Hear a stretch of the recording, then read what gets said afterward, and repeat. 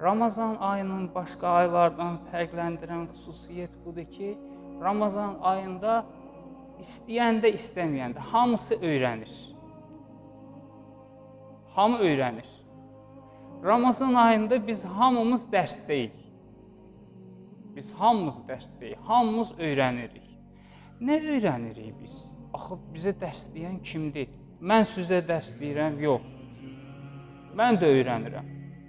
Ramazan ayında bizə bir öyrədən var. Kimdir o öyrədən? Allah Taala.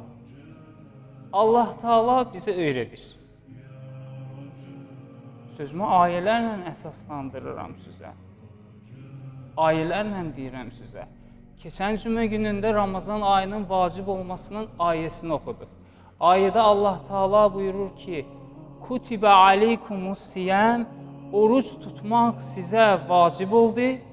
Kutibə aleykumus-siyam, oruc tutmaq sizə vacib oldu. Kəmə kutibə aləl-ləzinə min qəblikum, sizdən əvvəlkilərə vacib olduğu kimi oruc tutmaq səbəbdir. Nəticə nədir? Nəticə budur ki, ləalləkum təttəqun, bəlkə təqvalı olasınız. Təqvalı olsaq nə olacaq? Məsələn, hər cümə günündə deyirik ki, sizi və özümü ilahi təqvaya, təqvalı olmağa çağırırıq. Cümə namazının üstünlüyüdür bu. Təqva cümə namazında yadımıza düşür, oruc vaxtı yadımıza düşür. Təqva olsa nə olacaq? Təqva olsa nə dəyişəcək? Allah Taala buyurur ki, "Vattəqullah" Bəqərə surəsində buyurur. "Və yuəlliməkumullah" Siz təqvalı olun, Allah sizə öyrətsin.